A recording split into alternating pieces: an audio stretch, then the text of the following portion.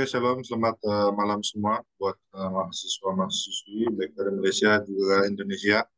Oke, malam hari ini kita akan masuk kelas kita yang pertemuan kita yang ketiga bersama Dr. Chris malam hari ini.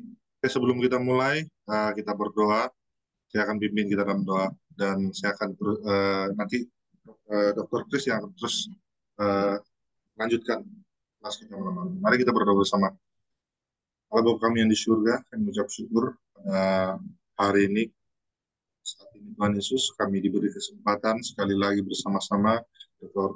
Krista untuk belajar sesuatu, untuk kami improve setiap pribadi kami dalam pelayanan-pelayanan kami, baik pelayanan di gereja-gereja besar, mega, ataupun gereja-gereja yang kecil juga Tuhan Yesus, biar apa yang kami pelajari hari ini masuk ke tiga kali pertemuan ini, biarlah ini dapat kami terapkan dalam pelayanan-pelayanan yang kami lakukan hari-hari ke depan ini. Tuhan, kami menyerahkan setiap pribadi kami juga yang hadir pada malam hari ini, agar kami tetap semangat dari awal hingga akhir pertemuan kami pada malam hari ini. Menyerahkan setiap kelas kami ini dalam tangan. Hanya di dalam nama Tuhan Yesus mengucap syukur semuanya. Haleluya. Amin. Silakan Pastor. Amin. Oke, baik. Jadi sekarang ini ada yang baru ya. Saya baru kenal Pak Okyun. Kemarin udah kenalan kita.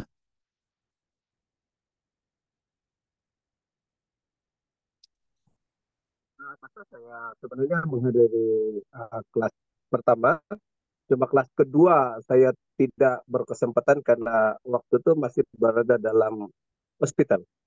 Baru keluar Oh, oke. hospital. Oke. Kalau Ibu Beatrix Eto masih pertama juga ya ketemunya kita ya. Ya.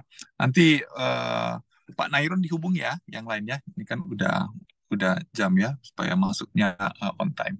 Oke, baik Bapak Ibu sekalian, hari ini sesuai dengan pertemuan terakhir kita ada presentasi. Saya minta 5 menit satu orang sehubungan dengan masalah-masalah gereja. Tapi minggu lalu saya berjumpa dengan sahabat saya. Ini dia adalah seorang pendeta juga. Beliau sangat berpengalaman sekali dalam hal pelayanan di gereja.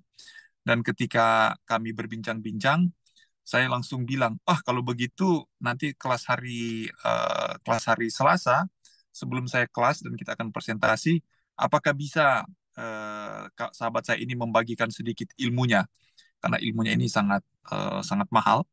Jadi biasanya dia menolak, tapi sekarang dia terima. Nah, ini saya bersyukur karena beliau berkesempatan, berkeinginan untuk membagikan sedikit pengalamannya. Jadi sahabat saya ini adalah seorang pendeta, namanya adalah pendeta Rian Kuhu. Beliau menematkan, beliau punya 3 master. Jadi master pertama adalah master bidang pendidikan agama Kristen. Kemudian master yang kedua, master di bidang filsafat.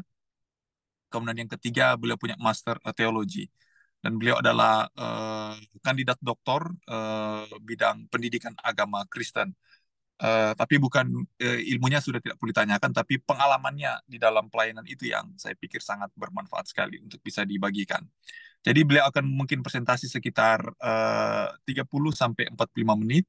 Setelah itu akan lanjut teman-teman, Bapak Ibu sekalian, untuk presentasi 5 menit tiap orang, dan kita akan berdiskusi. Dan besok saya akan berikan, masih ada materi sedikit yang akan saya sampaikan. Dibuka kameranya ya. Via, gimana kabar kamu? Beatrix ini siapa ya? Ini atau nama lainnya Beatrix Etok? Baru ketemu ya kita? Minggu lalu saya tidak join, Pastor. Kebetulan Oh saya ya, di tempat saya lain tidak baik. Jadi 2 hari itu oke, saya tidak join. Sorry, Pastor. oke, ya, oke. Nanti dibuka kameranya ya. Oke, saya persilakan Pak Pendeta Doktor Kandidat Kuhu untuk bisa share sedikit. Ini teman-teman nanti bisa, ini kita minta tolong dulu ya. Saya belum tentu beliau kasih. Pak Pendeta bisa bagi nanti PowerPoint-nya supaya bisa dapat berkat. Saya diberkati, nanti rekan-rekan juga bisa diberkati ya. Ya, oke. Silakan saya berikan ke Pak Pendeta Doktor Kandidat Kuhu untuk membagikan. Setelah itu teman-teman siap-siap ya. Tiap orang 5 menit nanti presentasi ya. Kalau udah siap, kalau belum siap kasih tahu nggak apa-apa. Berarti besok. Tapi hari inilah kalau boleh. Ya, Priscilia, kamu baru open camp. Kemarin nggak open camp. Kemana aja kamu? Ya, oke. Silakan Pak Pendeta. Oke, baik. Em, sebe- Sebenarnya terima kasih banyak sahabat saya, Pendeta Dr.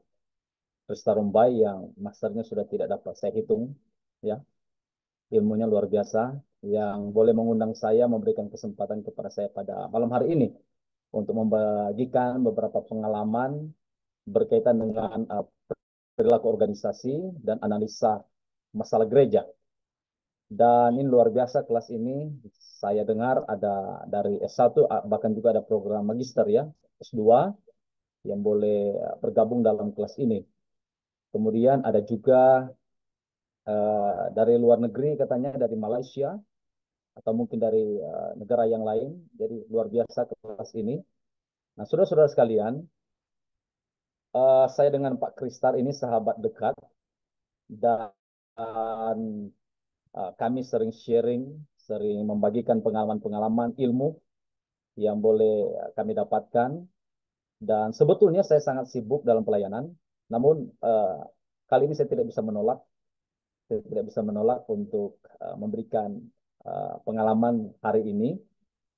Oleh karena memang kalau Pak Kristar yang undang susah sekali untuk menolak karena beliau banyak sekali kontribusi dalam pelayanan kami, bahkan dalam pekerjaan saya, sehingga um, sebagai sahabat ya agak susah untuk menolak ketika beliau uh, mengajak saya untuk membagikan pengalaman malam ini.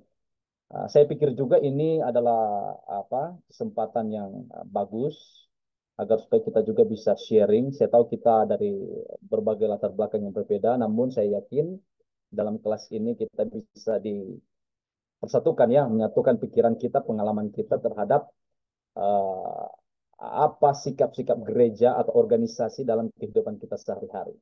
Nah, mungkin saya izin share, host mungkin bisa buat saya jadi co-host atau apa. Saya izin share screen untuk materi saya. Oh, sudah bisa.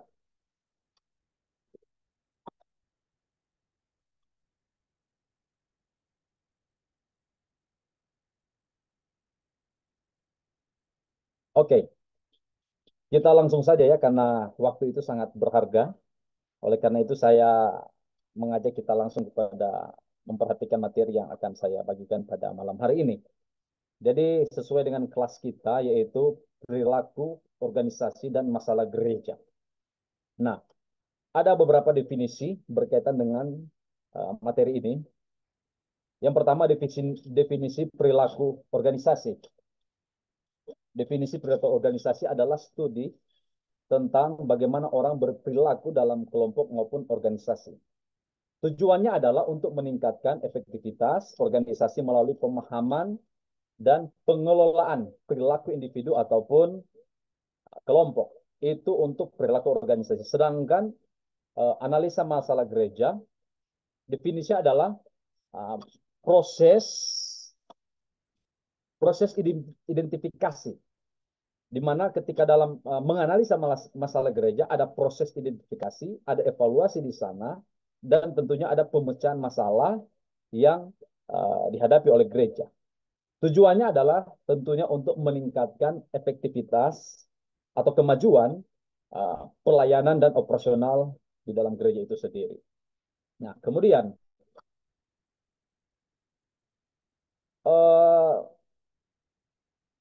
di dalam materi yang akan kita bahas ini dalam konteks organisasi gereja atau sikap perilaku gereja, ada masalah-masalah yang sering kita hadapi.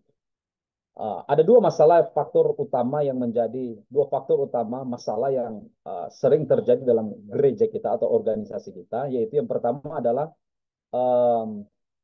masalah dalam internal gereja kita sendiri, yang kedua adalah masalah eksternal masalah eksternal gereja, artinya yang ada di luar gereja. Nah, yang pertama masalah internal gereja, apa saja itu? Yang pertama ada masalah manajemen. Nah, manajemen ini bicara tentang struktural dan fungsional manajemen gereja. Ada jabatan di sana. Kemudian ada masalah administrasi keuangan. Nah, ini yang sering terjadi. Kemudian ada masalah kepemimpinan gereja. Nah, ini malam ini saya akan fokus untuk membahas tentang leadership atau kepemimpinan. Jadi ada masalah kepemimpinan dalam gereja, yaitu berkaitan dengan model kepemimpinan itu sendiri, kemudian pengembangan kepemimpinan dan etika dalam kepemimpinan. Kemudian dinamika jemaat. Jadi dinamika jemaat di dalam situ ada konflik dalam jemaat, ada manajemen relasi jemaat, kemudian ada strategi pengembangan. Ada banyak, cuman yang saya coba rangkumkan ada 3 hal ini yang sering terjadi dalam internal gereja, masalah-masalah yang terjadi. Kemudian masalah eksternal gereja. Nah, yang terjadi di luar gereja atau eksternal gereja adalah hubungan dengan komunitas, yaitu berkaitan dengan peran gereja dalam komunitas, kemudian program sosial gereja, lalu kolaborasi dengan organisasi yang lain. Jadi apa peran gereja dalam sebuah komunitas? Ya, kemudian apa program sosial yang gereja lakukan dalam kehidupan kita bermasyarakat. Kemudian kolaborasi dengan organisasi lain. Ada enggak? Ada tidak kerjasama atau sesuatu yang kita buat bersama-sama dengan organisasi lain. Nah, namun walaupun itu bukan organisasi gereja, namun yang mengambil peran di situ adalah gereja itu sendiri. Kemudian yang sering terjadi juga masalah perubahan sosial dan budaya. Ini penting. Saya rasa Dr. Kristal sudah membahas ini, yaitu pengaruh perubahan sosial terhadap gereja, kemudian apa respon gereja terhadap isu-isu sosial ataupun budaya. Nah, kita tahu baik di Malaysia atau Indonesia yang kaya akan berbagai macam budaya. Jadi gereja harus bisa berkontekstualisasi terhadap masalah-masalah sosial dan budaya. Kemudian hukum dan regulasi. Nah, jadi kepatuhan terhadap hukum dan dampak regulasi pemerintah terhadap operasional gereja. Jadi bicara hukum dan regulasi, ya, gereja itu, organisasi gereja itu harus berbadan hukum, apalagi dia berada di negara hukum, apalagi di Indonesia. Indonesia itu gereja itu harus supaya diakui, dia harus memiliki anggaran dasar dan rumah tangga dan dia harus berbadan hukum dan ini penting sehingga kita boleh dilindungi oleh undang-undang. Nah, jadi inilah masalah-masalah yang sering terjadi di dalam perilaku organisasi ataupun dalam organisasi gereja kita. Seperti itu. Jadi ada masalah dalam internal yang sudah kita lihat tadi dan ini adalah masalah eksternal. Nah, namun yang saya sudah sampaikan tadi, kita akan berfokus kepada masalah kepemimpinan atau leadership. Leadership. Nah, ini menarik kalau kita bahas leadership. Siapa itu leadership? Yaitu saudara-saudara yang ada di kelas ini. Ya, saya yakin yang ada di kelas ini, Pak Kristar, adalah calon pemimpin-pemimpin. Ya, mungkin ada pendeta di sini atau ada yang akan menjadi pendeta. Jadi ini sangat penting karena kita adalah pemimpin, kita adalah leader. Ya, jadi yang akan kita fokus pada malam hari ini adalah pemimpin Kristen yang ideal. Nah, karena saya basicnya di dunia pendidikan agama Kristen, nah jadi kita akan belajar tentang leadership, yaitu pemimpin Kristen yang ideal. Pemimpin Kristen yang ideal. Ada teori-teori kepemimpinan. Ada teori-teori kepemimpinan. Yang pertama, pemimpin itu dilahirkan. Atau pemimpin itu diciptakan. Ada yang bisa jawab? Jadi leader itu dilahirkan atau diciptakan. Ya.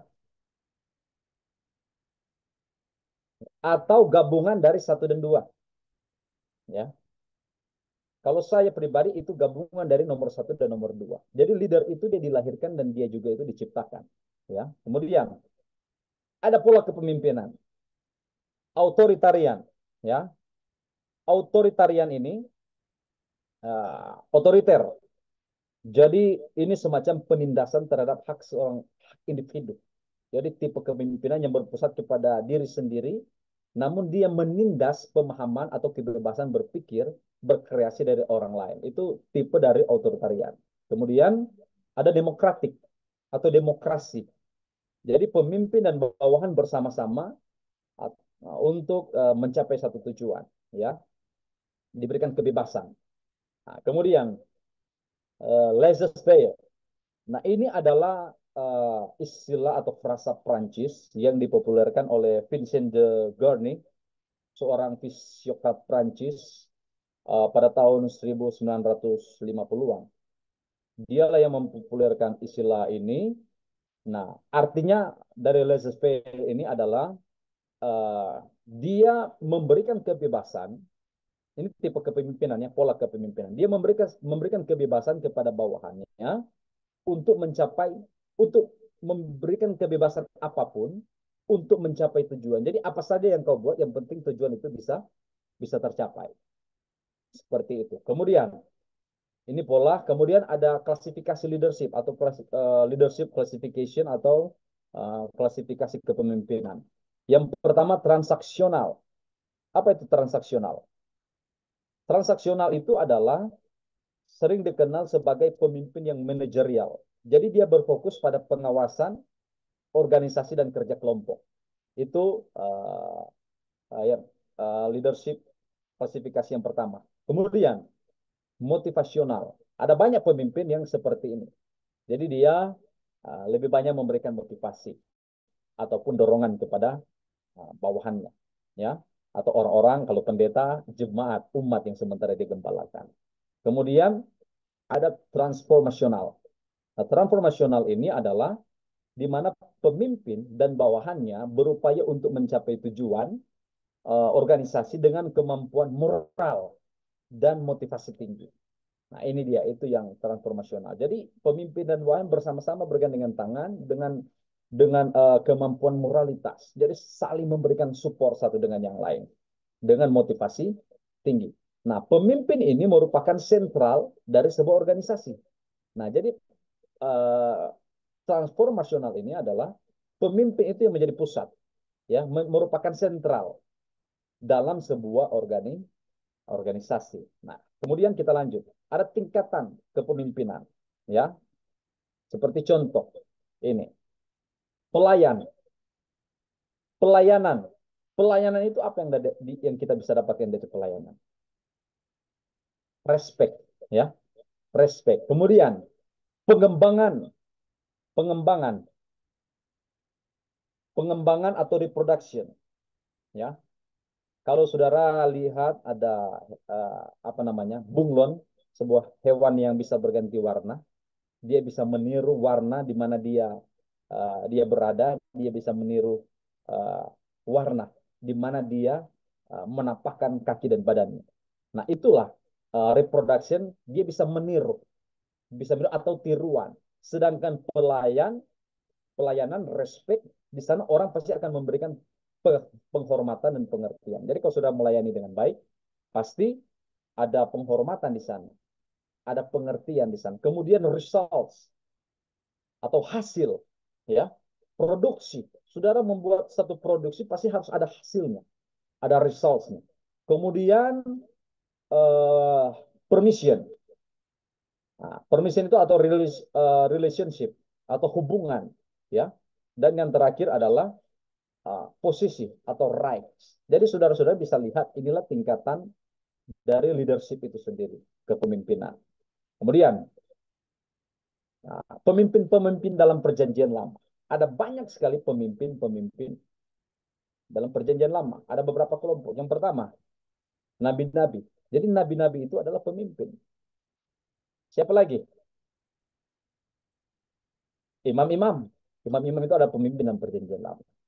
Siapa lagi? Raja-raja. Jadi raja-raja adalah leader. Kemudian hakim-hakim. Jadi waktu tidak ada pemerintahan, ini hakim-hakim ini yang menjadi leader. Jadi inilah apa namanya, pemimpin-pemimpin dalam perjanjian lama. Sekarang menjadi pertanyaan,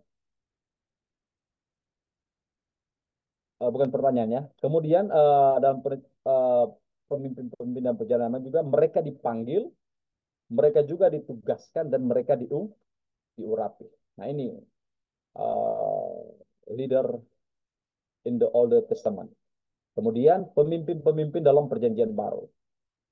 Ada gembala di sana, atau ada dulos. Ah, ini dia. Dulos ini slave atau servant, ya. Dan bendahara. Bendahara. Atau kita bisa lihat di sini yaitu shepherd. Nah, ini tadi dulu pertanyaan tadi. Sebelum kita lanjut, saya mau tanya dulu sini. Ada yang bisa kasih jawaban? Slave dulos ini slave atau servant? Ada yang bisa kasih jawaban? Ya, saya pikir ini ada mahasiswa teologi semua, mungkin hampir semua. Ada yang bisa memberikan jawaban?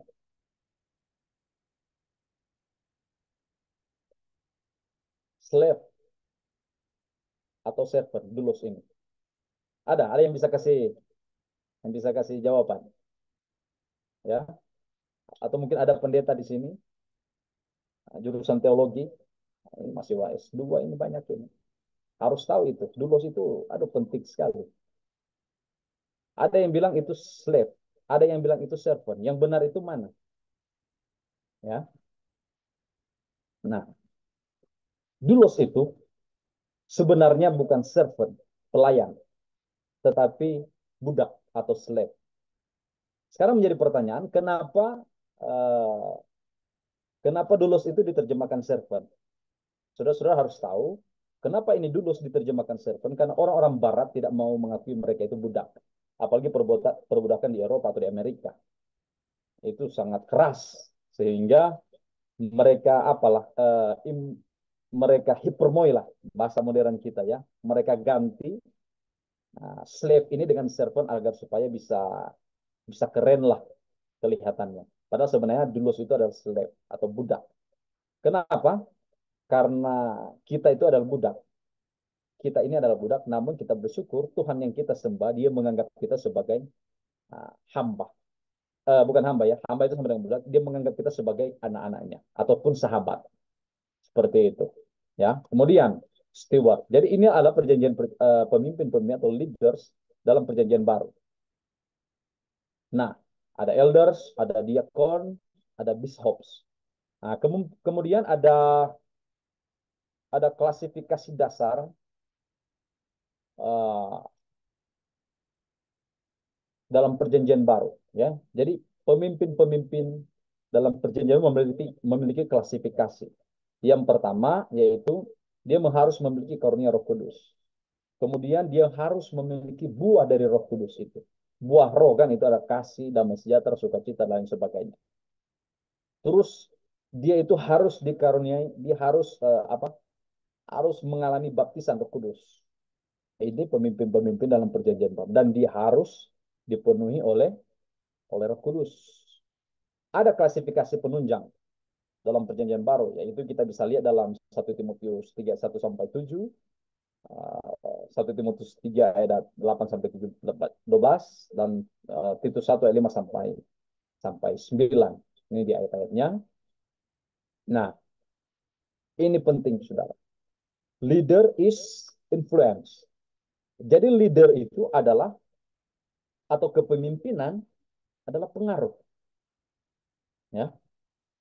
Seorang pemimpin, seorang leader harus bisa memberikan pengaruh kepada orang-orang yang dipimpin atau kepada siapapun yang ia pimpin. Itu leader. Kata John Maxwell. John Maxwell adalah seorang pendeta yang terkenal di Amerika Serikat dan seorang penulis. Banyak menulis tentang buku-buku mengenai leadership. John Maxwell.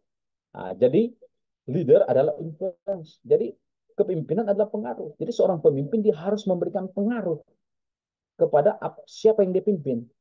Jangan seorang pemimpin jangan jadi seorang leader atau pemimpin yang dapat dipengaruhi. Jadi seorang pemimpin dia harus memiliki pendirian dan dia harus bisa mempengaruhi orang lain dalam konteks ini ya hal-hal yang positif. Seperti itu. Nah, dikatakan sini, ya, dikatakan di sini, seorang pemimpin adalah seorang yang mengetahui jalan, melewati jalan itu, dan menunjukkan jalan itu. Ya, jadi a leader is one who knows the way, goes the way, and shows the way. Jadi seorang pemimpin atau seorang leader, dia harus mengetahui jalan, pernah melewati jalan itu, dan menunjukkan jalan itu. Yang menjadi masalah sekarang adalah seorang pemimpin dia tidak pernah buat hal itu, tapi dia berusaha untuk ajarkan itu kepada orang lain. Padahal dia sendiri tidak pernah mengalami akan hal itu. Nah, itu yang sering terjadi. Kemudian, dia bilang begini, pemimpin-pemimpin harus cukup dekat dengan orang lain, tetapi harus cukup jauh ke depan untuk memotivasi mereka. Nah, jadi leader must be close enough to relate to others, but the far enough ahead to motivate them. Artinya, jadi seorang pemimpin kita itu harus dekat. Seperti Yesus kan, Tuhan Yesus, dia dekat sekali dengan orang lain. Namun, dia memiliki visi dan misi 4-5 langkah ke depan daripada murid-muridnya, daripada rasul-rasul. Nah, seorang pemimpin, seorang leader, dia harus visioner. Dia harus visioner. Sehingga dia dekat dengan anggota gereja kalau dalam hal ini jemaat gereja, dia harus dekat dengan orang-orang yang ada di sekelilingnya. Namun sebagai pemimpin, dia harus 5-6 langkah ke depan sehingga dia bisa memimpin dengan baik. Nah, itu leadership. Kemudian dia bilang begini juga. Seorang pemimpin harus cukup berbesar hati untuk mengakui kesalahannya. Cukup pintar untuk mengambil keuntungan dari orang lain, dan cukup kuat untuk mengoreksi mereka. Nah, jadi seorang pemimpin, sudah dia harus bisa dengan penuh kerendahan hati mengakui kesalahannya. Itu leader. Kemudian, dia bisa cukup pintar untuk mengambil keuntungan dari orang lain. Nah, itu leader itu. Dan kemudian, dia harus memiliki karakter yang kuat untuk mengoreksi mereka. Jadi walaupun dia membuka dirinya siap dikoreksi, namun dia bisa mengambil keuntungan dari apa yang dikoreksi. Seperti itu kan. Saya di jemaat, saya sering sampaikan di jemaat saya, di tempat yang saya layani, saya bilang, kalau ada saya punya kekurangan, saya tolong sampaikan kepada saya. Dan kalau itu benar, saya akan terima. Kalaupun itu salah, saya akan koreksi. Seperti itu. Jadi secara terbuka, namun saya dekat dengan jemaat saya atau orang-orang yang ada di sekitar saya. Kemudian ini dia. People do not care how much you know until they know how much you care. Jadi artinya orang-orang tidak peduli seberapa banyak yang ketahui, seberapa banyak yang kau ketahui, sampai mereka ketahui seberapa banyak yang kau peduli. Jadi saudara-saudara, sebanyak apapun, segundang, selangit pun ilmu yang kau miliki, tapi kalau kau tidak peduli dengan orang lain, itu percuma. Nah, seorang leader, seorang pemimpin, ya, seorang pemimpin itu dia harus apa? Harus peduli kepada banyak orang, Nah, kalau dosen kita, sahabat saya Pak Dr. Kristar, ilmunya segudang, namun dia orang yang suka sekali menolong. Dia sangat peduli dengan orang lain. Itu dia. Jadi seorang leader itu dia bukan hanya teori, bukan hanya ilmu, tapi dia harus peduli juga kepada orang lain. Nah, kemudian apa perbedaan? Apa perbedaan pemimpin dan manajer? Ini penting, saudara-saudara.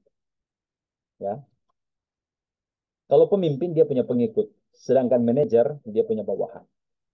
Pemimpin dia menentukan arah, sedangkan manajer dia merancang rencana. Pemimpin dia memotivasi, sedangkan manajer dia mengkoordinasi. Pemimpin dia fokus pada manusianya, sedangkan manajer dia fokus pada sistem. Ya, nah, ini dia. dan pemimpin dia memiliki karisma pribadi, sedangkan manajer dia mempunyai otoritas resmi. Kemudian pemimpin dia menghimbau ke hati, sedangkan manajer dia menghimbau ke otak. Pemimpin bekerja untuk kesenangan, sedangkan manajer bekerja untuk keuangan. Pemimpin menginginkan pencapaian, sedangkan manajer dia menginginkan hasil. Kalau pencapaian itu progres, kalau hasil ya target, ya kan, seperti itu. Terus pemimpin dia melakukan hal yang benar, sedangkan manajer dia melakukan secara benar. Kemudian pemimpin siap dipersalahkan orang lain, itu yang saya sudah kita bahas tadi. Sedangkan manajer dia mempersalahkan orang lain. Terus pemimpin memberikan penghargaan, sedangkan manajer dia menerima penghargaan. Yang kerja anak buah, tapi yang menerima penghargaan siapa? Manajer kan? Nah, seperti itu. Kalau kita dalam organisasi gereja, kalau misalkan ada pendeta-pendeta atau uh, contohlah pendeta, ketika dia memiliki pencapaian-pencapaian dalam hal yang dalam apa namanya dalam visi dan misi atau program kerja dari sebuah organisasi gereja, pasti ketika dia bisa capai, organisasi memberikan dia apa? Penghargaan atau organisasi gereja. Tapi kalau manajer yang kerja siapa? Yang kerja bawahannya, yang menerima penghargaan siapa? Manajernya. Seperti itu. Kemudian, kalau seorang pemimpin dia tidak tipu-tipu, dia orisinil, ya, orisinil asli. Sedangkan manajer itu salinan kopi, jadi dia bisa tiru-tiru saja karakter orang lain. Sedangkan pemimpin itu karisma sudah bawaan dari lahir, namun itu dipoles, dilatih, ya. Sekarang kemudian dia bilang begini, kepemimpinan dan manajemen harus bergandengan tangan, ya, harus bergandengan tangan. Leadership and management must go hand in hand. Jadi pemimpin dan manajemen harus bergandengan tangan. Mereka harus saling melengkapi dan ada usaha untuk memisahkan. Jadi ketika ada usaha untuk memisahkan keduanya, hanyalah menyebabkan lebih banyak masalah daripada mengatasinya. Jadi sebenarnya leadership dan manajemen itu tidak bisa dipisahkan. Ketika ada usaha untuk memisahkan kedua hal ini, yang ada bukan solusi, yang ada hanyalah masalah itu semakin lebih parah, semakin lebih banyak. Dia bilang begini, ya, dia bilang begini. Jadi leadership tanpa manajemen, other people must work hard in the trail that is left behind, picking up the pieces and making it work. Jadi orang lain harus bekerja keras. Jika leadership tanpa manajemen, orang lain harus bekerja keras, kemudian mengikuti jejak yang ditinggalkan. Kemudian memungut kepingan lalu menyatukannya. Jadi sebenarnya harus sama dengan seperti kaca pecah, kita harus sudah hancur dan kita harus menyatukannya. Itulah kalau leadership tanpa manajemen. Kemudian bagaimana manajemen tanpa leadership? Jadi manajemen tanpa leadership adalah di mana status quo dipertahankan, tidak ada perubahan baru, tidak ada arah baru. Status quo artinya hanya berjalan di tempat. Jadi sudah 10 tahun mereka berjuang, tapi hanya berjalan di situ. Tidak ada progres, tidak ada peningkatan. Tidak ada perubahan dan tidak ada arah yang baru jika manajemen atau manajemen tanpa leadership. Nah, bagaimana jika leadership dan manajemen bersama-sama digabungkan? Ya, bagaimana manajemen dan leadership dipersatukan? Ini akan didapatkan, yaitu arah baru ditetapkan, sumber daya ditata, kemudian pemimpin-pemimpin menetapkan saran dan mengatur orang, manajer-manajer merancang, mengkoordinasi dan mengatur sumber daya yang ada. Jadi saudara bisa lihat kan, jika manajemen dan leadership itu bersatu. Nah, ini penting dalam kepemimpinan Kristen ya, sebagai pemimpin Kristen yang ideal kita harus bisa menguasai kedua hal ini, sehingga visi misi itu bisa tercapai. Jadi sekali lagi, jika manajemen dan leadership dipersatukan, arah baru ditetapkan, sumber daya ditata, pemimpin menetapkan saran dan mengatur orang, sedangkan um, manajer merancang, mengkoordinasi dan mengatur sumber daya yang ada. Nah, kita sudah masuk di bagian terakhir ini. Dalam Lukas 16 ayat 10 dia bilang begini, barang siapa setia dalam perkara-perkara kecil, ia setia juga dalam perkara besar. Dan barang siapa tidak benar dalam perkara-perkara kecil, ia tidak benar juga dalam perkara-perkara besar. Jadi saudara-saudara, kita diuji dalam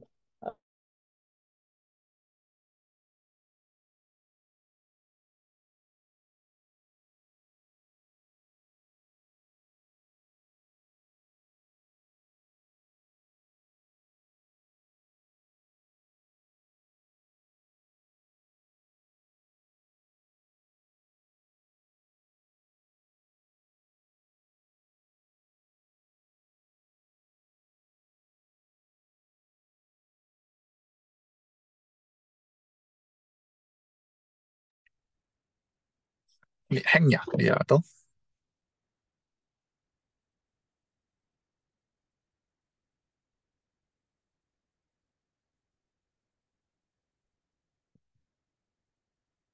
Ini signal saya yang bermasalah atau Pak Pendeta Kuhu ya yang bermasalah? Pak Pendeta, Rekan-rekan, bisa oh ya, ya, beliau ya. Pendeta. Oh ya, coba saya hubungi beliau ya. Ya, Oke, minta maaf. Saya Oh ya, coba udah pakai kembali lagi. laptop. Ya. Dan yang di laptop ini sepertinya ada masalah. Ya, sebenarnya sudah, tapi Oh tidak ya, masalah ya. karena ini sudah. Apakah slide terakhir ini sudah terlihat ayat yang terakhir ini? Slide-nya ya terlihat. Ya. Jadi yang terakhir itu dia bilang begini.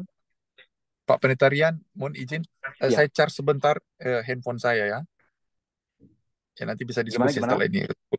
Saya mohon izin saya charge sebentar handphone saya 10 menitan. Pak Nairon, Oh, mohon ya. dibantu ya Pak Rian ya untuk diskusi setelah ini, Oke. tanya jawab Ya. ya. Ya, Ya, Pastor, saya siap. charge dulu HP saya. Ya.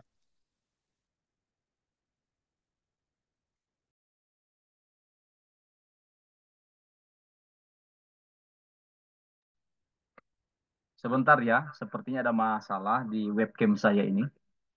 Saya mohon maaf, tapi sebenarnya tadi sudah slide terakhir. slide terakhir tadi. Jadi yang slide terakhir itu dia bilang begini kan di ayat yang terakhir itu, di kalimat yang terakhir, aku berkata kepadamu, sesungguhnya segala sesuatu yang kamu lakukan untuk salah seorang dari saudaraku yang paling hina ini, kamu telah melakukannya. Jadi saudara-saudara, dalam kepemimpinan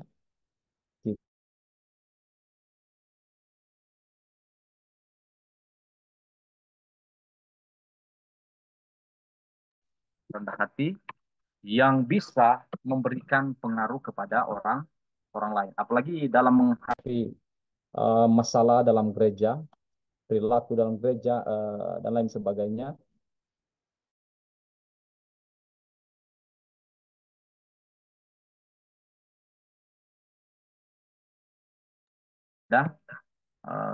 apa namanya kepada masyarakat, kepada jemaat yang kita layani. Dan sebagai pemimpin, kita harus mampu menganalisa, mengevaluasi dan memberikan solusi terhadap masalah-masalah yang terjadi di dalam gereja.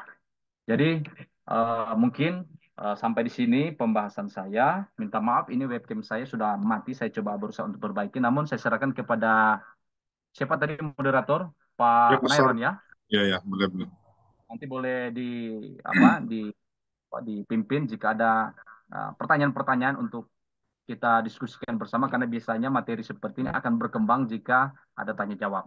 Oleh karena itu saya serahkan kembali kepada Pak Nairon untuk memberikan atau mengatur bagaimana tanya jawab untuk beberapa waktu ke depan. Terima kasih. Oke. Terima kasih, Pastor. Oke, seterusnya malam hari ini mungkin kita akan terus untuk diskusi kita tentang pelayanan yang sudah disampaikan oleh Krista minggu lepas tentang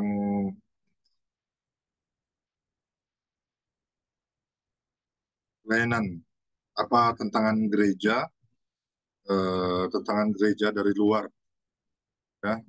Saya harap kita boleh diskusi sama-sama, dan juga sekiranya ada pertanyaan-pertanyaan tentang eh, apa yang telah disampaikan oleh Pastor Dian sebentar tadi, boleh di chat ataupun ditaruh ya, boleh di chat ya, gitu. Nanti saya akan baca satu persatu pertanyaannya. Oke, untuk seterusnya ini kita akan bahas eh, diskusi, karena tugasan ini sudah diberikan satu minggu lepas, sudah satu minggu.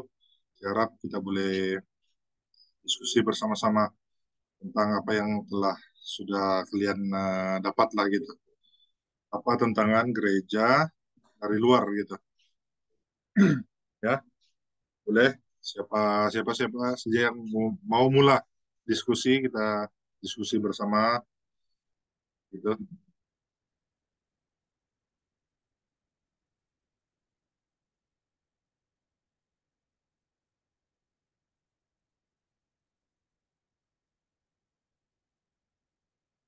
Ya,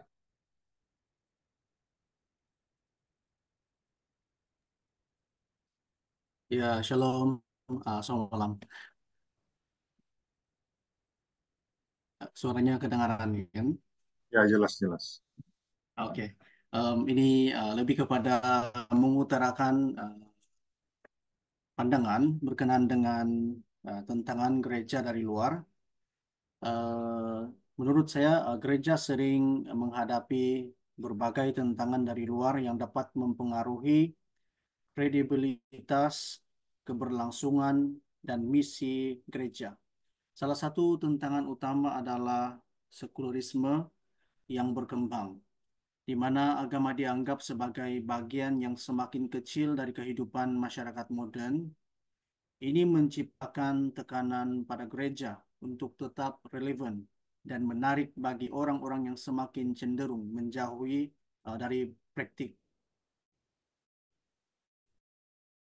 keagamaan. Masalah yang signifikan di beberapa bagian dunia.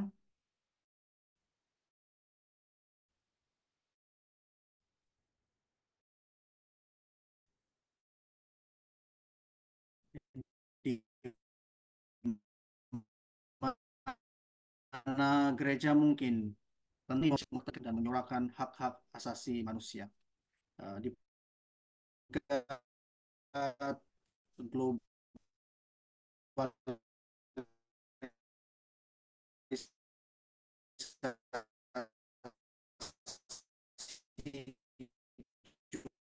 juga telah membawa tantangan baru bagi agama, lintas budaya dan lintas agama, juga menempatkan gereja di hadapan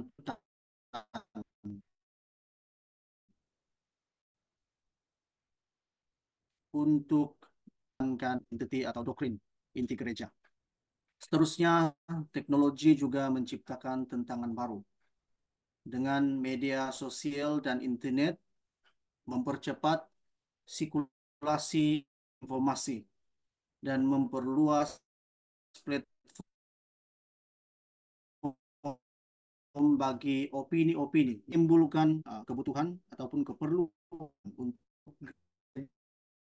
gereja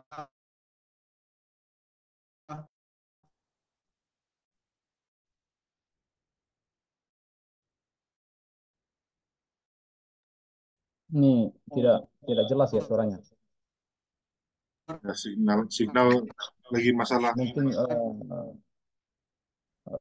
saudara Hidden Lee jaringan tidak bagus ya. tidak dengar. Mungkin apa? Tidak. Ya, bisa diperjelas aja. Ini tambahan atau pertanyaan sehingga kita bisa melihat waktu yang ada ya. Terima kasih. Oke, Pastor, untuk untuk presentasi untuk setiap pelajar itu akan kita adakan pada hari esok untuk makluman semua. Dan juga Pastor Krista sudah beritahu saya tentang kelas hari ini. Setelah selesai kelas doktorian, kita akan buat diskusi sedikit tentang apa yang telah disampaikan sebentar tadi. Dan setelah itu kita akan menamatkan kelas kita karena pas Dr. Chris handphonenya ada masalah gitu, kajiannya ada masalah. Jadi setelah kita selesai diskusi tentang yang sudah disampaikan oleh Dr. Rian, jadi kita akan close kelas kita lebih awal pada hari ini. Dan juga untuk setiap presentation kita itu pada hari esok yang belum sudah selesaikan, coba selesaikan. Besok kita akan lakukan itu 1 orang 5 menit gitu. Oke, untuk pertanyaan pertama di sini ada daripada ID. Shalom Pastor, mohon penjelasan sedikit tentang karunia Roh Kudus yang harus dimiliki oleh seorang pelayan. Silakan Pastor. Baik, terima kasih. Ini pertanyaan dari Pak Aide ya, Peluan. Oh, Ibu ya. Ibu, Ini dari dari Ibu. mana? Oh iya, Ibu Malaysia. Aide ya. Dari Yunani. Yunani. Dari mana?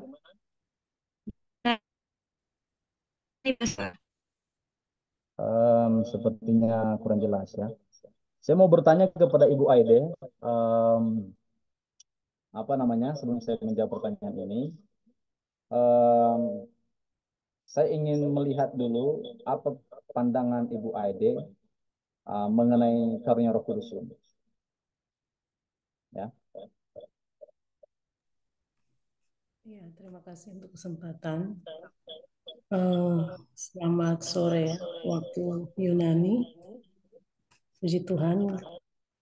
Untuk penjelasan tadi saya sempat tangkap bahwa seorang pelayan harus memiliki karunia Roh Kudus, kemudian ada buah-buah roh ya di situ dipenuhi oleh Roh Kudus. Pemahaman saya tentang karunia Roh Kudus bahwa kita yang sudah dimeteraikan oleh Roh Kudus, otomatis kita diberikan karunia-karunia oleh Allah.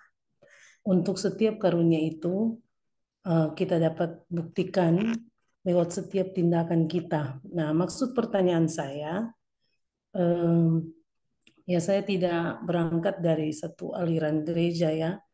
Ini kita semua datang dari berbagai denominasi gereja, tapi saya rindu ada pemahaman karena saya akhir-akhir ini ada istilah yang saya dengar dan selalu saya dengar ya di akhir-akhir ini ada dikatakan tentang double portion ya, urapan double urapan gitu. Ya, saya ingin tahu karena ya tentunya belum tahu, ingin tahu kaitan dengan karunia roh ini dan lebih spesifik lagi tentang double urapan itu ya.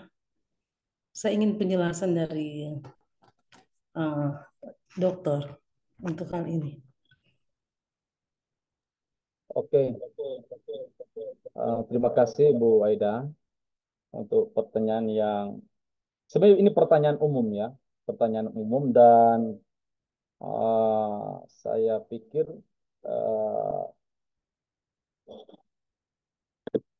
banyak yang memiliki pemahaman yang berbeda-beda sesuai dengan latar belakang denominasi gereja yang ada berkaitan dengan pemahaman karunia kudus ini.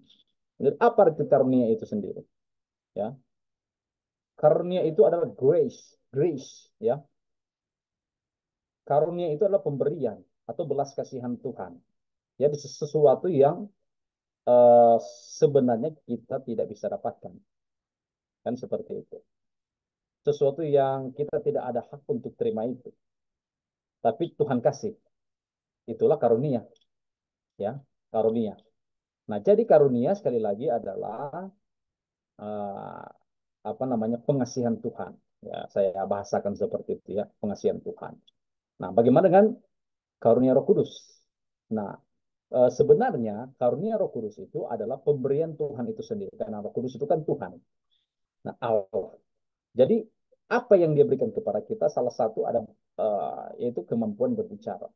Ketika kita diberikan kemampuan untuk berkata-kata, berbicara, bukan berbahasa roh ya, berbahasa roh lain lagi itu konteksnya. Jadi karunia berbicara adalah salah satu karunia Roh Kudus. Memiliki karakter.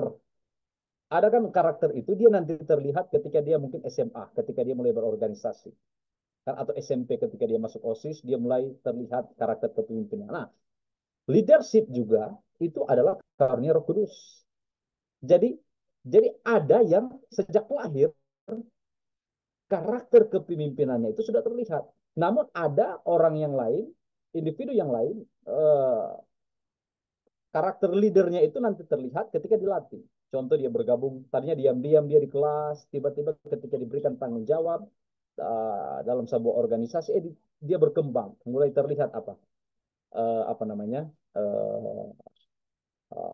karakter leadershipnya. Jadi sebenarnya karunia ini adalah pemberian dari itu Tuhan, karunia. Nah, dan karunia Roh Kudus itu adalah orang-orang yang dipakai Tuhan dalam pelayanannya yang memiliki buah-buah roh. Seperti itu. Contoh, uh, seorang pemimpin itu, ya, dia harus rendah hati. Ini sederhana saja, gitu, jangan terlalu tinggi. Jadi pemimpin itu dia rendah hati, ya. Pemimpin itu harus mengasihi. Pemimpin itu apa? Harus apa lagi? Murah hati.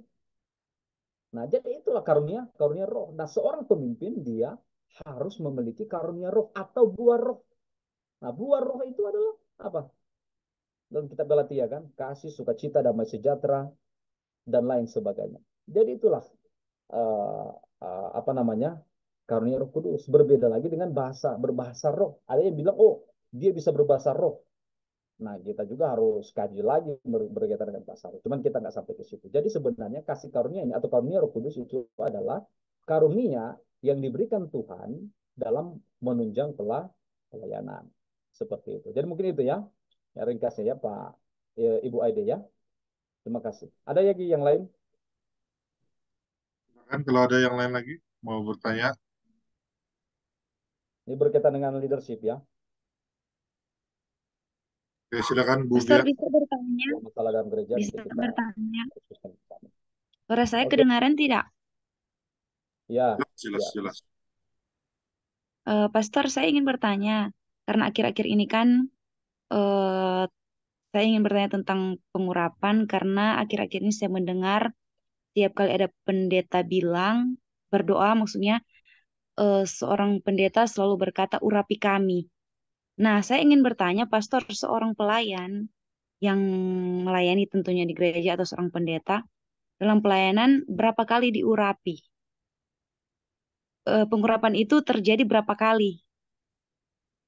Karena kan kalau mau lihat kita kembali ke dalam kisah perjanjian lama, seorang imam, seorang nabi ketika dia menjadi nabi, pengurapan itu hanya terjadi satu kali seumur hidup. Sementara yang lagi ngetren sekarang, seorang pendeta kalau mau menyampaikan firman atau mau berdoa, mereka sering ngomong minta pengurapan dari Tuhan. Terima kasih.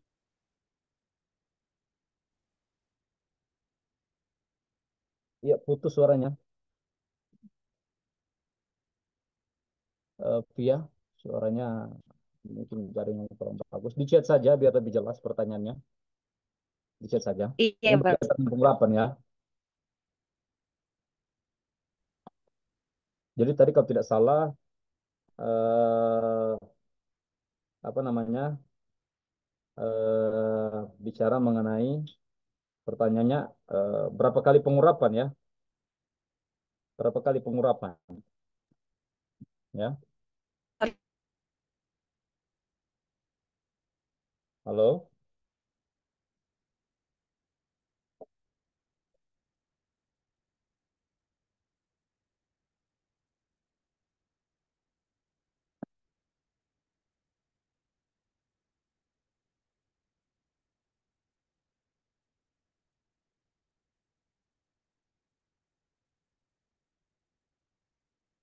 Iya, hilang ya.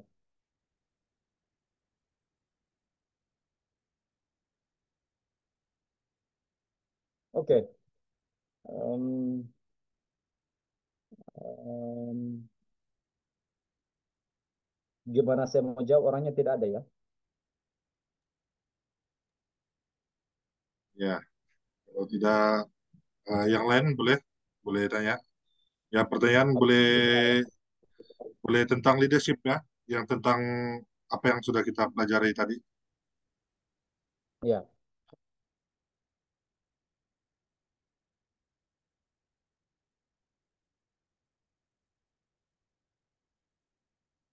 Jadi begini, Em, kita bahas dulu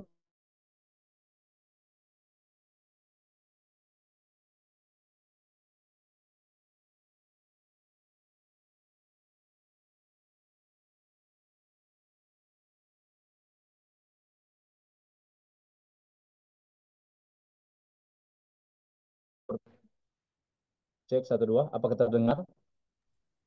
Oke, oke, Pastor. Oke.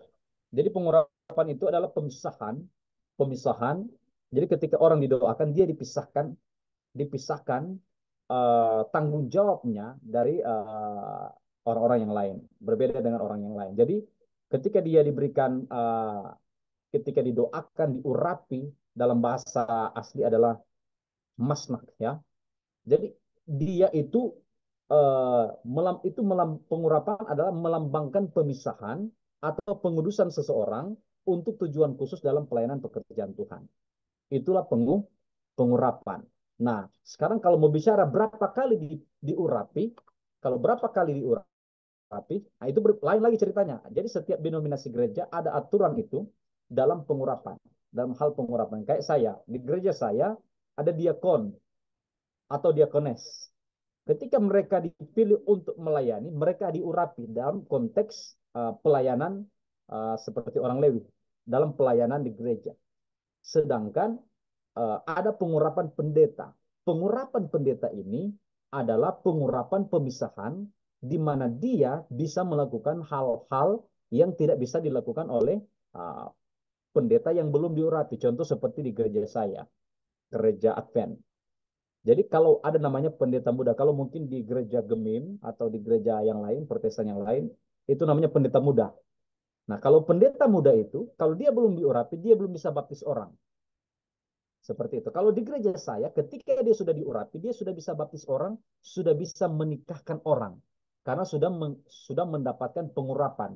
Nah, pengurapan ini dilakukan oleh pendeta-pendeta yang telah diurapi atau pendeta-pendeta senior. Seperti itu. Sedangkan pendeta-pendeta muda, mereka mendapatkan pengurapan dari pendeta-pendeta senior atau dari pimpinan sinode gereja kita. Jadi ada dua kali pengurapan di gereja saya. Yang pertama, pengurapan untuk pelayanan sebagai apa namanya, pelayanan di dalam gereja. Kemudian ada pelayanan keimamatan, dan dia luas itu. Nanti kita coba ambil waktu jabarkan itu. Nah, jadi itu bicara pengurapan. Jadi pengurapan itu saya pikir masing-masing denominasi gereja memiliki apa namanya, eh, perbedaan dalam hal ini. Namun arti dari pengurapan itu sendiri adalah pemisahan seseorang terhadap suatu pekerjaan Tuhan yang kudus, seperti itu. Ya, kemudian ada pertanyaan di sini dari Pak Nairot. Daud dia bilang begini, dia bilang begini. Oh, bukan pertanyaan ya, bukan pertanyaan ini ya, ini hanya himbauan saja. Nah, jadi itu berkaitan dengan uh, pengurapan dari via. Jadi ada pemisahan, itu adalah lambang pemisahan dari uh, untuk pekerjaan yang kudus dalam pelayanan Tuhan. Seperti itu. Pemisahan atau pengurusan. Terima kasih. Jika ada uh, uh, tanggapan dari saudara-saudara atau pertanyaan yang lain berkaitan dengan leadership ya. Terima kasih.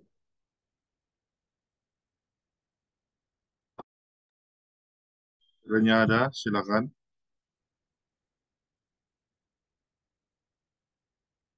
Terusnya, kalau tidak ada, uh, ini pertanyaan terakhir lah dari saya, Pastor. tentang leadership juga, tentang etika dan integriti seorang pemimpin itu.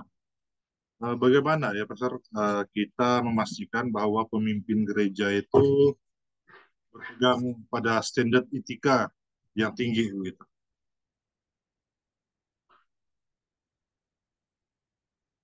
Gimana?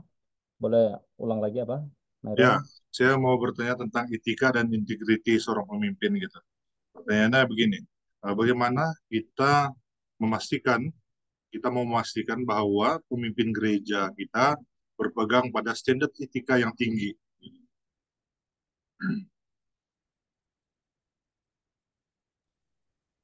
Jadi begini, eh jadi sudah saya jabarkan tadi bahwa apa namanya, seorang pemimpin itu leadership dia memiliki kualifikasi dasar dulu ya.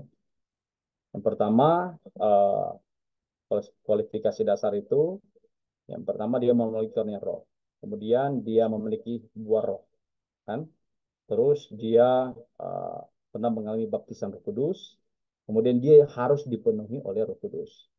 Kemudian ada klasifikasi penunjang, yaitu dalam 1 Timotius pasal 3 ayat 1 sampai 12 dan Titus 1 ayat 5 sampai 9. Nah, saudara-saudara sekalian, Tuhan kita itu adalah Allah yang teratur. Tuhan kita itu adalah Allah yang teratur. Sehingga ketika dia membentuk organisasi, organisasi kan ini milik Tuhan. Ketika dia membuat satu organisasi, gereja, agar supaya jemaatnya ini teratur. Itu kan sederhananya. Nah, kita sebagai pemimpin, bagaimana kita sebagai pemimpin bisa dipercaya, dapat dipercaya di dalam menjalankan tugas dan tanggung jawab kita. Nah, makanya jadi begini, ketika kita di gereja ada, apa namanya, di gereja kan itu ada peraturan masing-masing kan, ada peraturan gereja.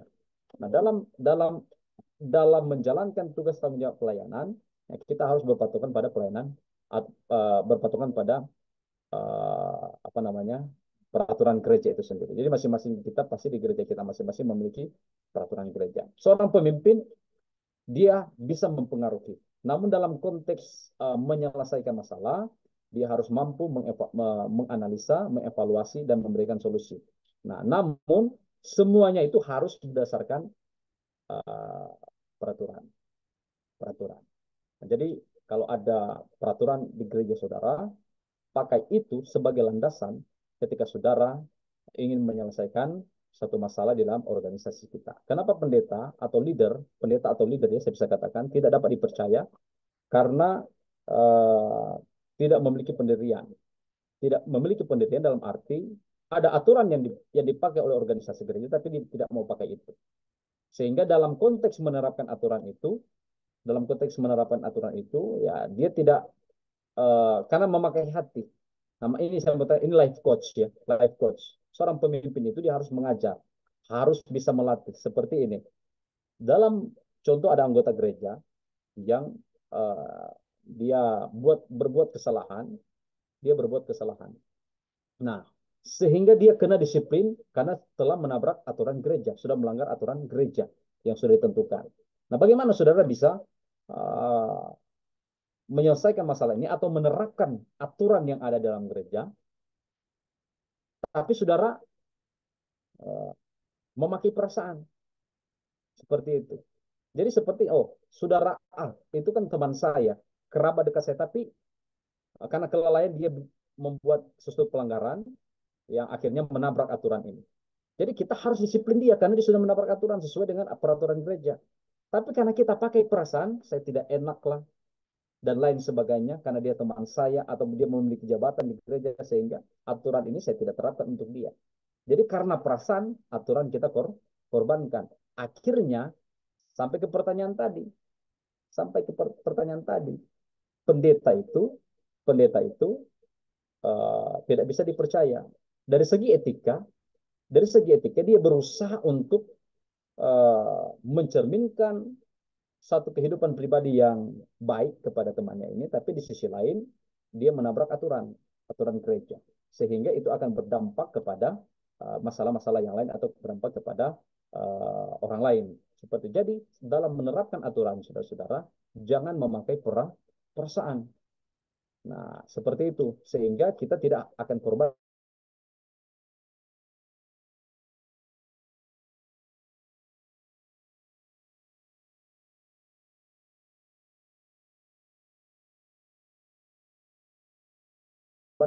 cek 1 2. Nah, seperti hukum Tuhan itu kan, perintah Tuhan itu kan harus kita langgar, harus kita langgar. Tuhan pun kalau dia pakai perasaan, ya eh, apa namanya, dia bisa kacau semuanya.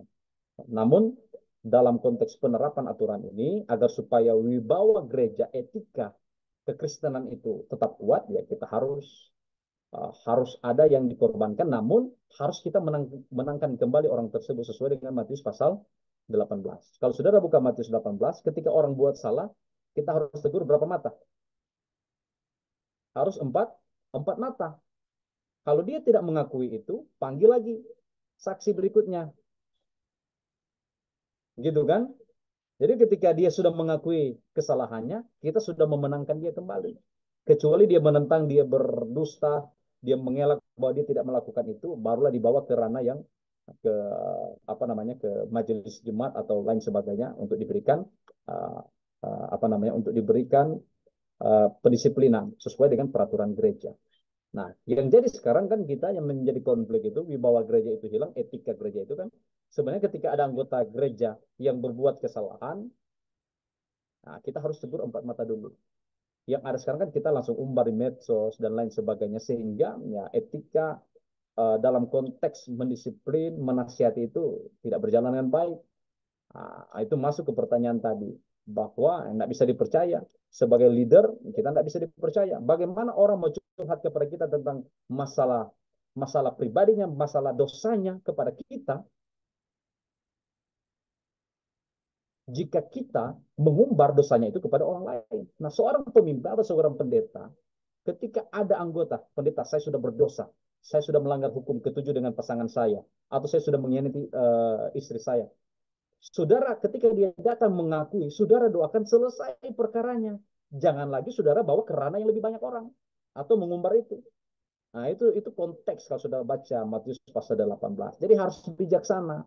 Sehingga pertanyaan Aaron tadi, sebagai leader, sebagai pemimpin, dalam menjalankan tugas kita ada wibawa.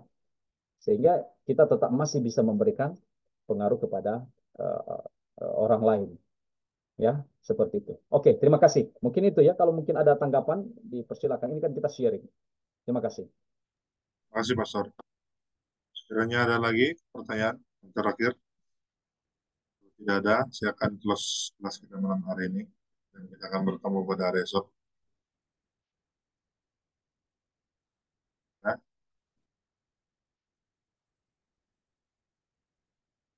oke, kalau tidak ada, oke, saya minta kita buka kamera kita semua.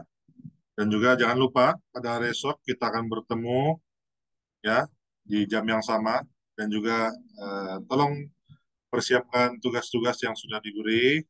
Dan juga kita akan presentation. Kita akan menyampaikan 1 orang 5 menit besok. Ya, jangan lupa tugas-tugas itu semua diselesaikan malam hari ini. Sekiranya belum selesai gitu. Yuk, kita foto dulu. 1, 2, 3. Oke, terima kasih. Kita berdoa bersama-sama. Saya minta Pastor Rozi pimpin kita dalam doa. Silakan, Pastor. Ayo, mari kita sama-sama berdoa.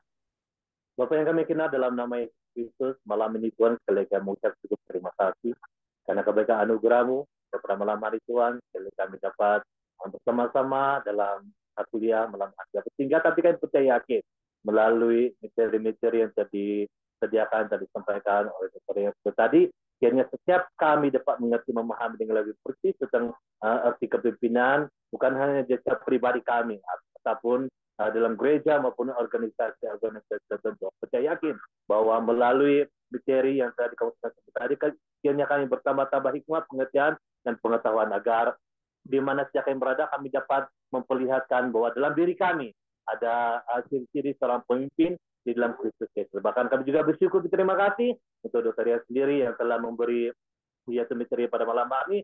Kiranya anugerah dan damai sejahtera Tuhan, pengertian pengetahuan akan terus menyertai, bahkan memberkati bukan hanya daripada pelayanannya, bahkan pemilihnya. Kiranya di mana saja berada, apapun dia perbuat, kiranya damai sejahtera Tuhan menyertai. Bahkan setiap pribadi kami pada malam hari Tuhan, di mana saja kami berada, apapun juga yang perbuat selepas ini, kiranya Tuhan mencegah melindungi kami agar istirahat kami dalam keadaan yang baik, bahkan dia tidur kami dalam keadaan yang bahkan keesokan harinya kami semua dapat bangun dalam kondisi jasmani sehat dan kuat. Terima kasih Yesus. Kami mengakhiri bahkan kami menutup yaitu pelajaran kami pada malam hari ini hanya dalam nama Tuhan kami Yesus Kristus. Haleluya.